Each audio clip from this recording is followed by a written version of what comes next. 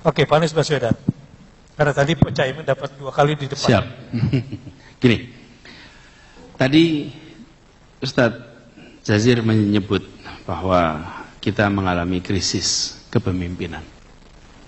Kemudian Pak Anwar Abbas menyebut soal keadilan ekonomi.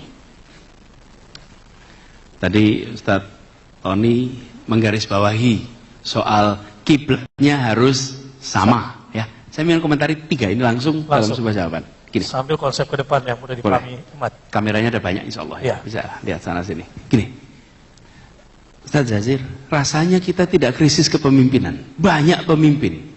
Karena pemimpin itu siapa sih? Imam itu disebut imam hanya dan jika hanya ada makmum. Oke.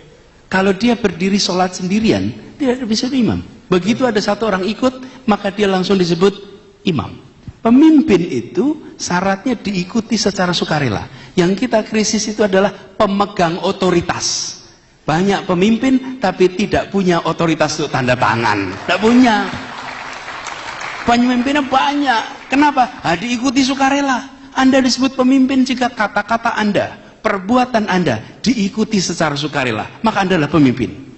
Tapi pemegang otoritas, dialah yang punya hak untuk tanda tangan. Untuk tanda tangan apa?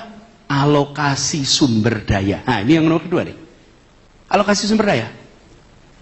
Alokasi sumber daya. Jadi ketika tadi kita berbicara, yang besar biar besar, yang kecil dibesarkan, maka kita membutuhkan pemegang otoritas yang sumber dayanya dipakai untuk membela yang kecil, mengangkat yang di bawah, memberikan kesempatan kepada yang di bawah.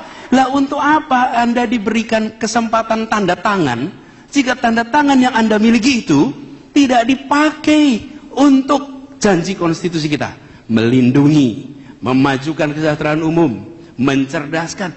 Jadi yang disebut sebagai pemimpin, pemegang otoritas, itu adalah arahnya, kiblatnya konstitusi.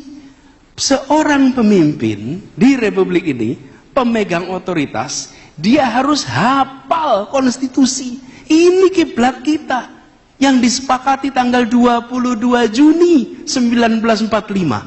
Itu kiblatnya yang kemudian diresmikan tanggal 18 Agustus sesudah melewati revisi. Ini pegangannya, kiblatnya di situ.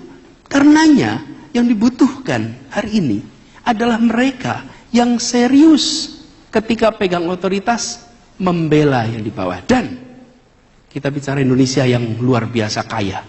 Saya sering dibilang, Ustaz Bahasa Nasir, Indonesia itu keunggulannya karena bineka. Saya bilang bineka di Indonesia ini bukan barang aneh. Ya. Keunikan kita itu bukan pada kebinekaannya saja. Ya.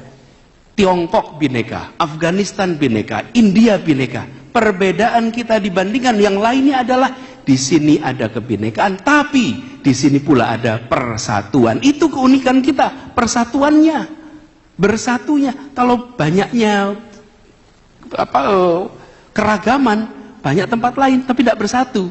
Nah, dulu persatuan itu dibangun dengan kesamaan cita-cita.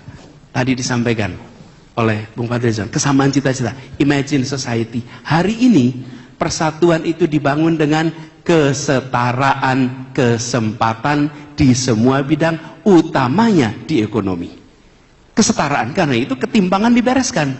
Ingin mempertahankan persatuan Indonesia, maka bereskan ketimpangan.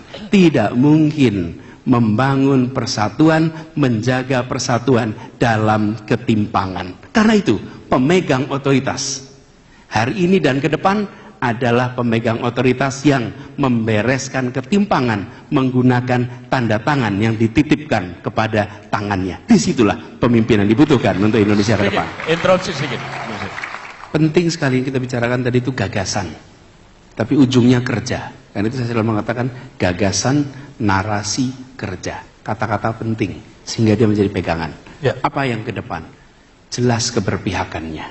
Seorang pemimpin harus secara sadar memutuskan saya berpihak untuk kepentingan apa di dalam masyarakat ini. Kiblatnya konstitusi. Tapi kalau kita lihat ketimpangan, misalnya, maka saya harus secara serius mengangkat mereka yang hari ini miskin. Harus mengangkat mereka hari ini tak berpendidikan. Konsentrasikan mengangkat itu. Yang lain berikan kesempatan, jangan dipersulit. Biarkan maju, maka di situ insya Allah akan ada kesetaraan dan ada Terima kasih.